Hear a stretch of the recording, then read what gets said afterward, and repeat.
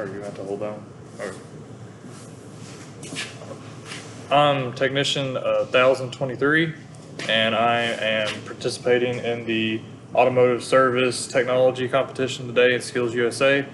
I'm going to start by going through my scan tool and choosing out the correct codes and ECUs and protocols and a few other sensors that they want to monitor. So I'm going to start by turning on the car to the on position, but not the run position, and then start up the scan tool so that we can start reading.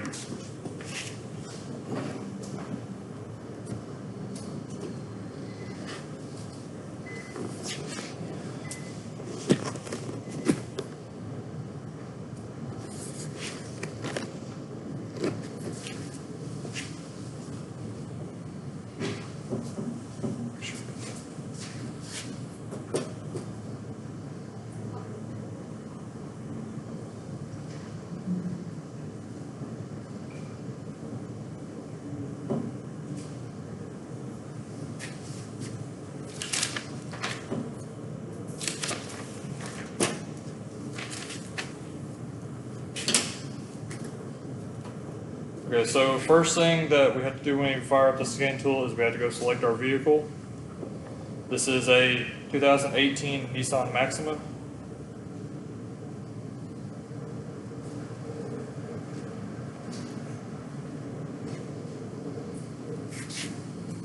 So the first place I'm going to go once I open the scan tool and with the correct car selected is to the engine selection, and I'm going to go through and find all my ECUs and find my current trouble codes.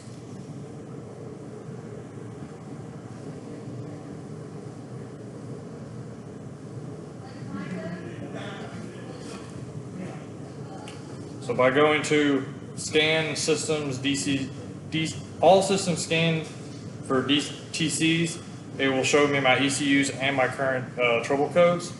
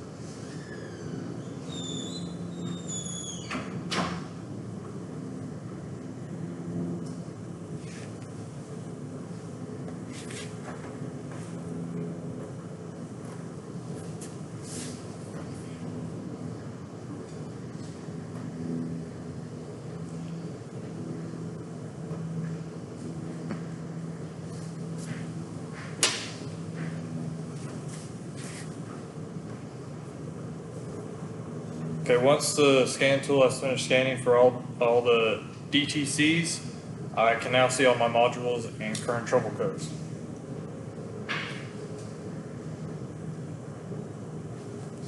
Here it's showing that I have 9 ECUs.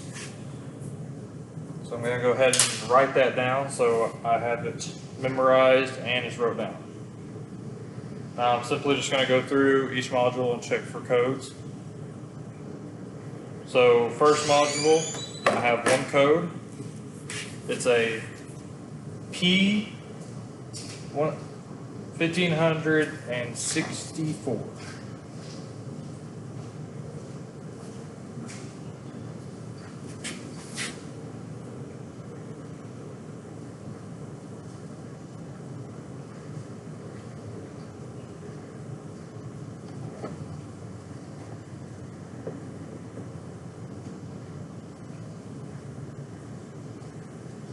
The next three ECUs do not have any current codes. And then the fifth ECU I have one code of a U1000.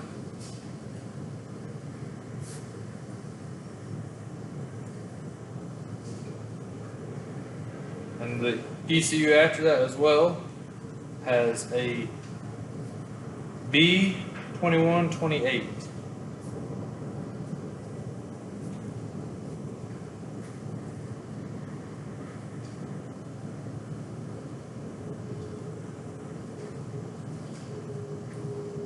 The next two ECUs have none, and then the last one has two current codes, which are a B1049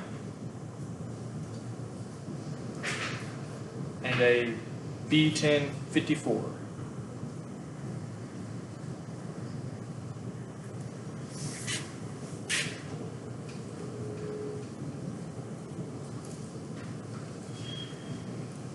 And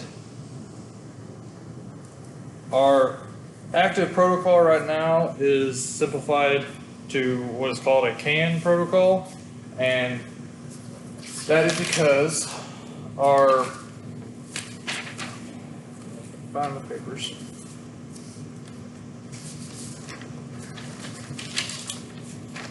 Our OBD2 port has the 16 and 14 pin, making it a CAN protocol.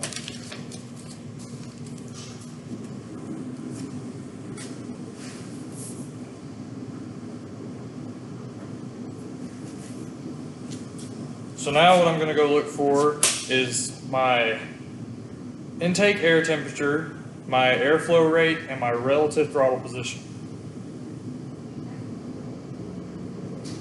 To get there, I'm going to back out of engine and go to global OBD2.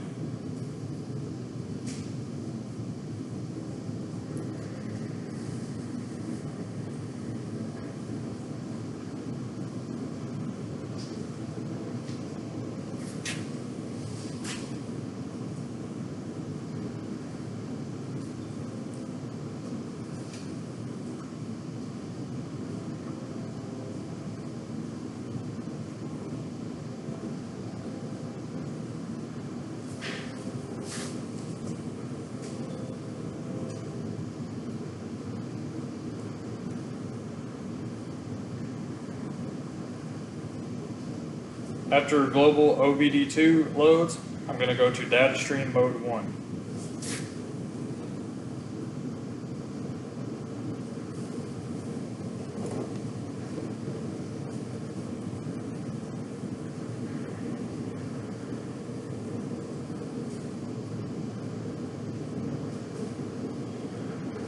From here, I'm able to see all the different sensors and everything that it lists, but I'm going to go up here to custom and go ahead and select the three that I need to simplify the process.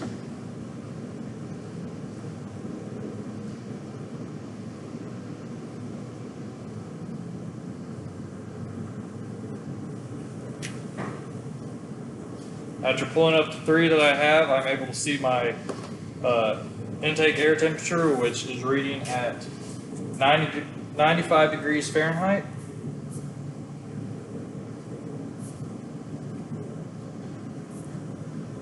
And my airflow rate, which is reading at 0.81 gallons per second.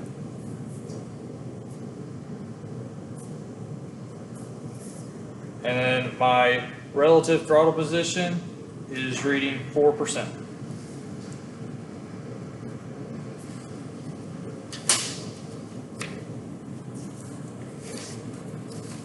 So with that, that concludes all that needs to be done with the scan tool. So I'm just going to set it to the side for now. And I'm going to move on to checking some measurements with brake pads and brake rotors. So what I have here for measuring is a standard caliper and a digital caliper. So I'm going to start with the inner brake pad thickness. This is the inner brake pad because it has a clip to go into the piston, as well as you can see where the piston has worn on the back, so you know this one is the inner brake pad.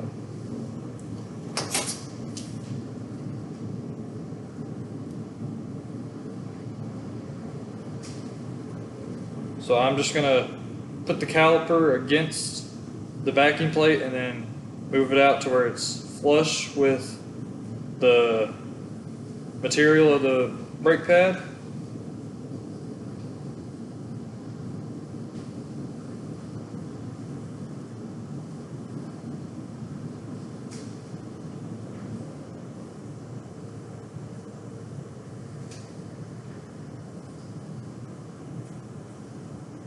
And this is showing that I have 0.38 of an inch of material.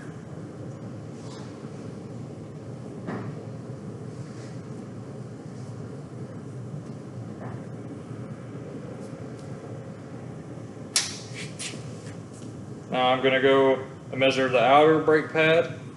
This one is the outer one because you can see where the caliper, the brake caliper, has left a mark from where it gripped onto the pad to keep it stabilized, and as well as it doesn't have a clip like the other pad that goes into the piston.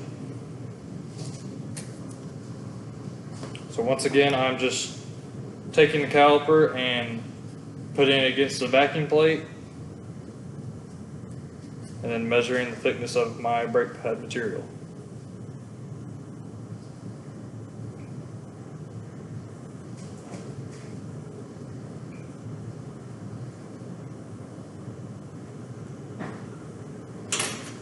This one shows that I have right at 0.4 of an inch.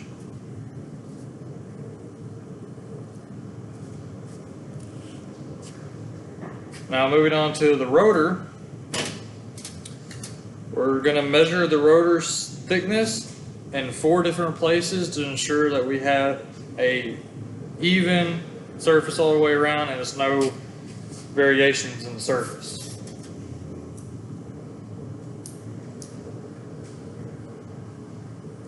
So this is my digital caliper. I have to turn it on and zero it out and make sure it's in inches.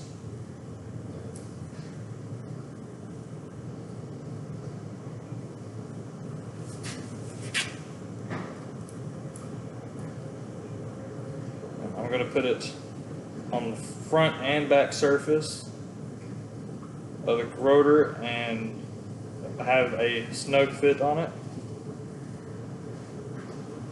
My first measurement reads out at 0.981 of an inch.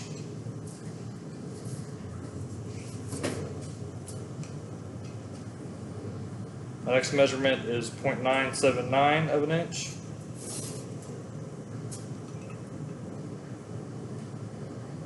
My third measurement is 0.983 of an inch. And my final measurement is 9.82 of an inch. So there is some variation in this rotor.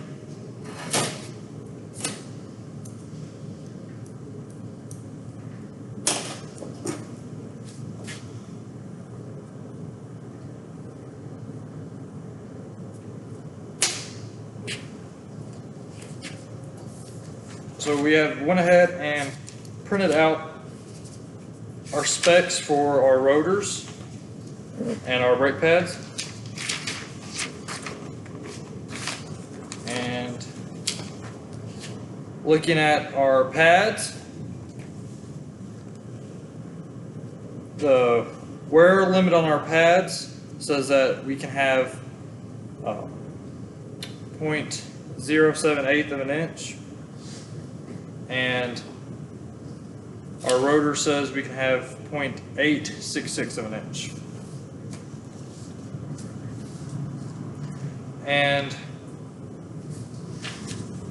looking at it, our rotor is still in spec, but I would suggest machining it down to make sure we have an even surface all the way around. and our pads are as well in specs.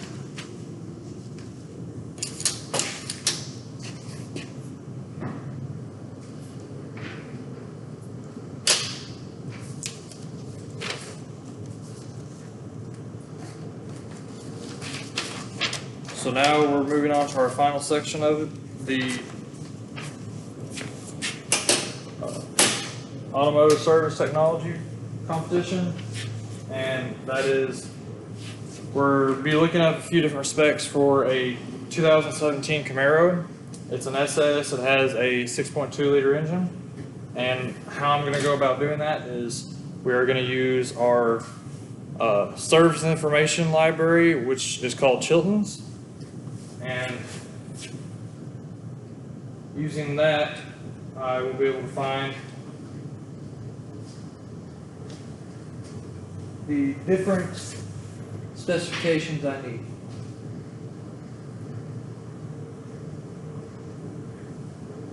Can you turn slightly so we can see the screen?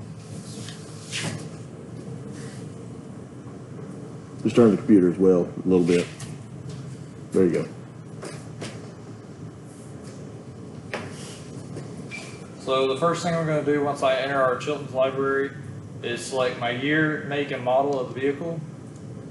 Like I said earlier, we have a 2017 Chevrolet Camaro.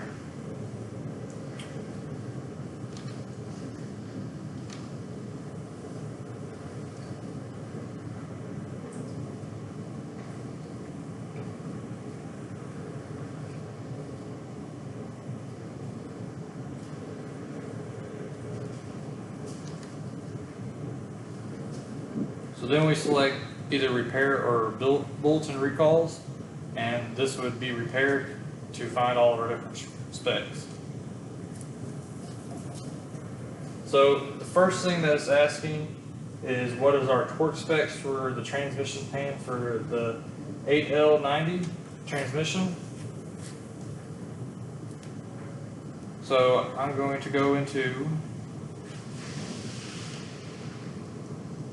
engine and propulsion.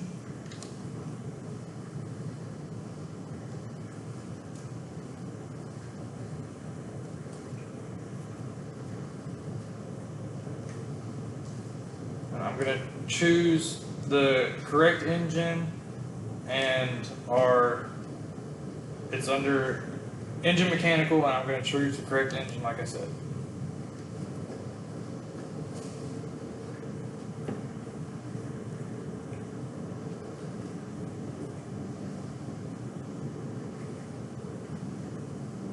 Here I'm going to go to removal, installation, and replacement because I should be able to get my torque specs from the process that it gives for installing a new pan or installing a pan that was cleaned or took off for other reasons.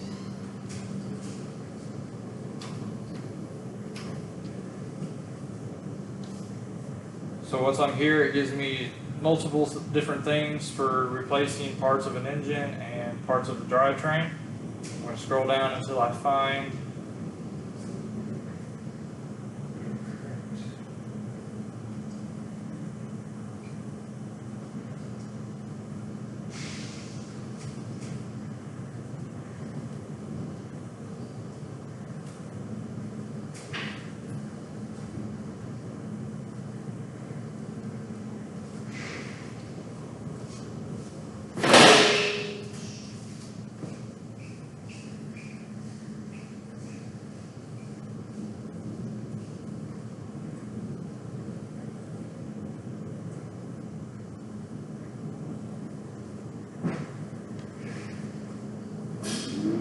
I'm having trouble finding it, so thankfully our library also has a search bar where we can go and search what we need to find as well.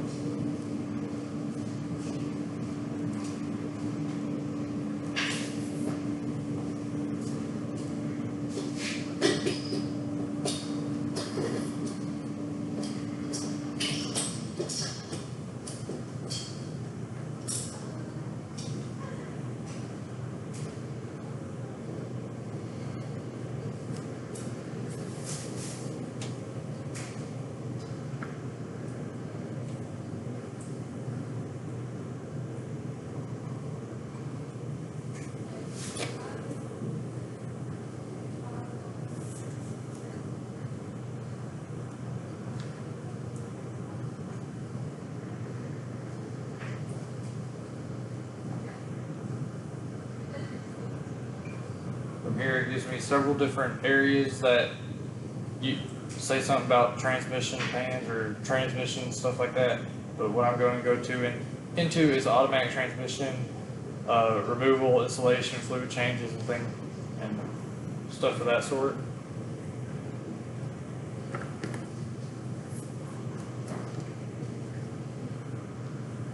So if I scroll towards the bottom of the page, it gives me everything I need to do to put the pan back on, the torque sequence and everything.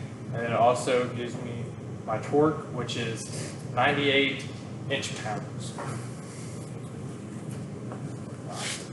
I said 90, I mean 89 inch-pounds.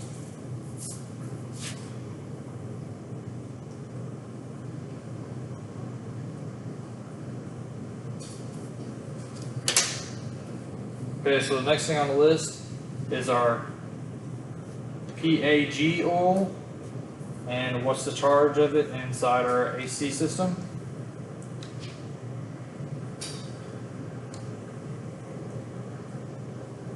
So once again, I'm just going to go ahead and use the search bar and look up PAG oil, and it should be able to give me the correct amount of oil that is needed in the system.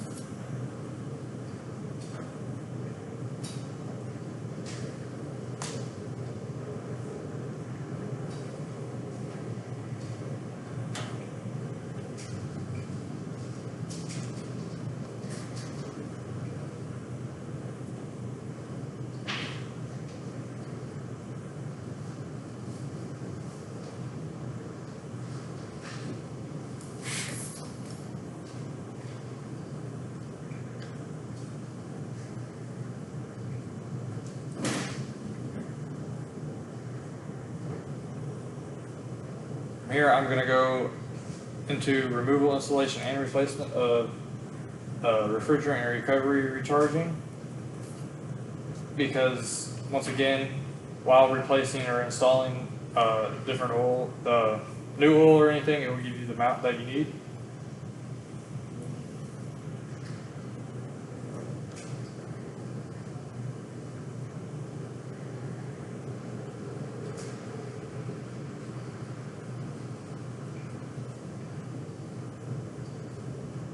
And if I scroll down here, it tells me how I need to put in new PAG oil, and then highlighted in blue, it gives me a link to how much fluid I need into the system.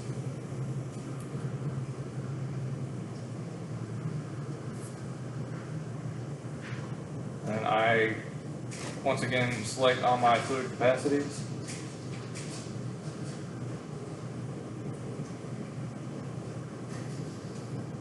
From here, it gives me multiple different fluid capacities, and if I look here, it says that my capacity for the PAG oil is 4.1 ounces.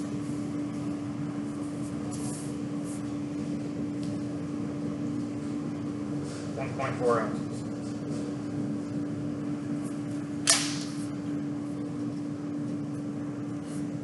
So next thing is, what is the amperage rating for the cooling fan fuse? So for that one, I'm going to see if I can go through the engine selection and then find that.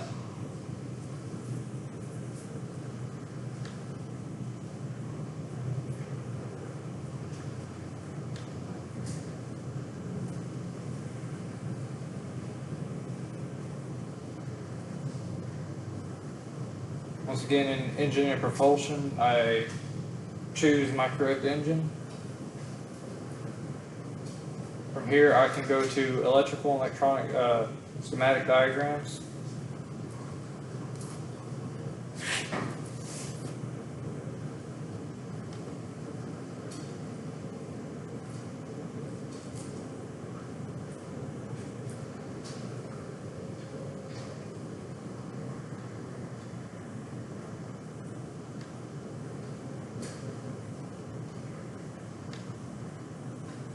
And here it gives us several different wiring diagrams.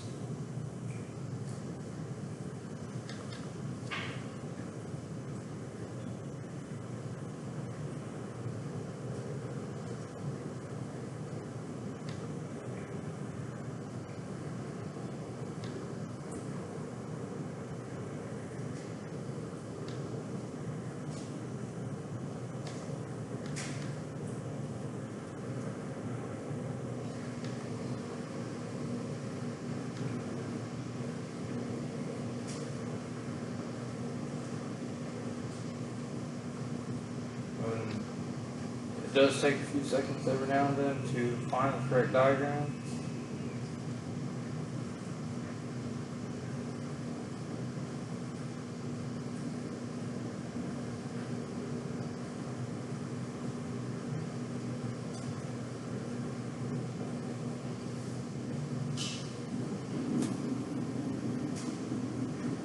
Not pulling up any other diagrams, so I may have to see about going into a different area.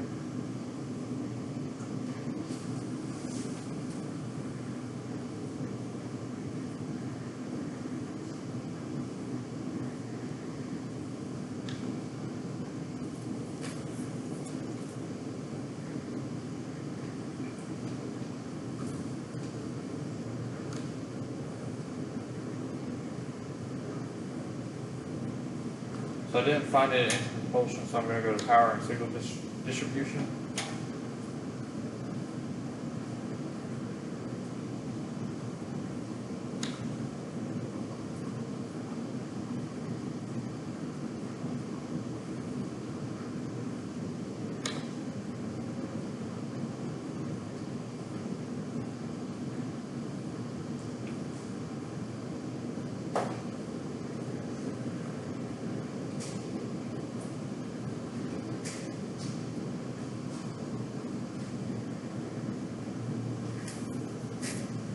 So once again, I'm to another area where it gives me different schematics that I can look through to see if I can find my fuse.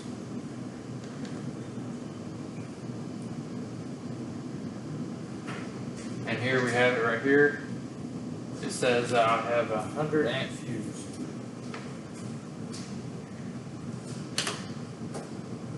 So our next thing is the torque that we need for when putting in spark plugs to make sure the spark plug stays in place.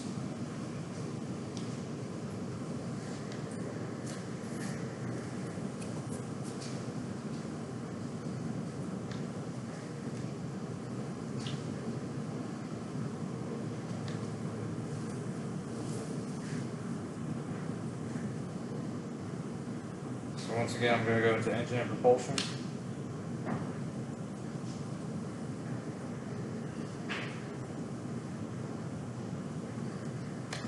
Choose the engine once again.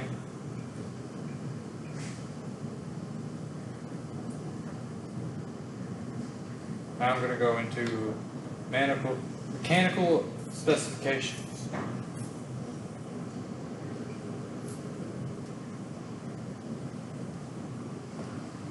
And then to fastener specifications.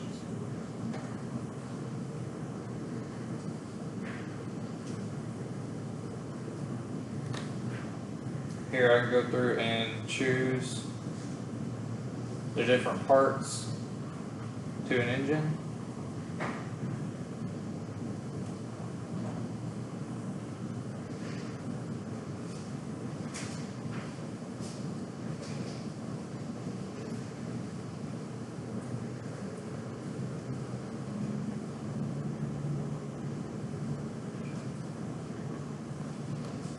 Here it says our spark plug needs to be torqued to 15 foot-pounds.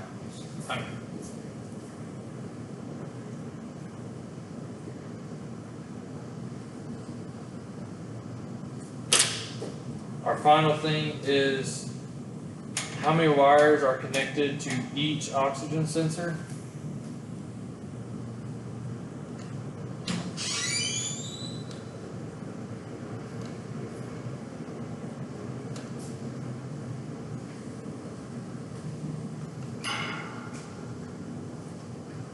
Once again, I'm going to come to the home page and go to power and signal distribution.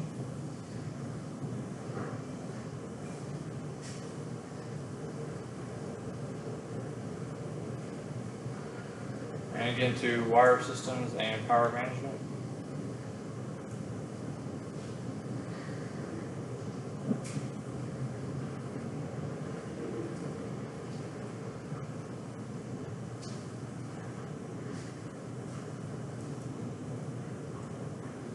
And get to electrical and electronics schematic diagrams.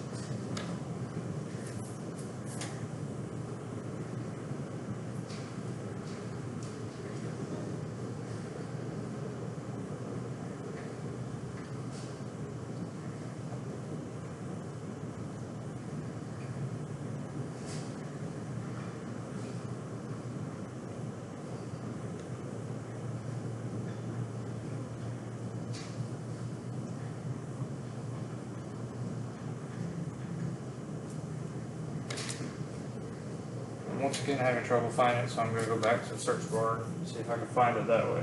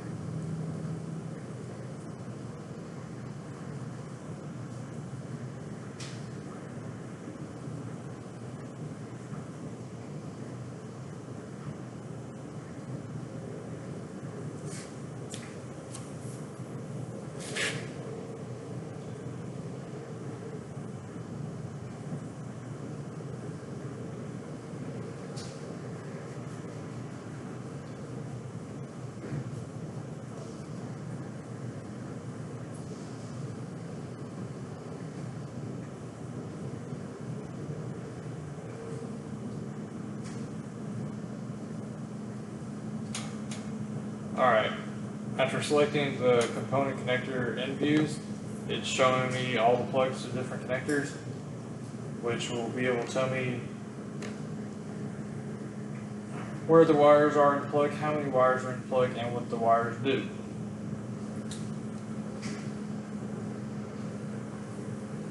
So to spend less time, I'm going to use the computer extension that has the search bar at the top where you can search for certain characters to help me get there a little quicker. Alright, now we're to the oxygen sensors, and scrolling down we go to the correct sensor for our engine, which is the LT1, and here it's showing us that we have 4 wires in our sensor.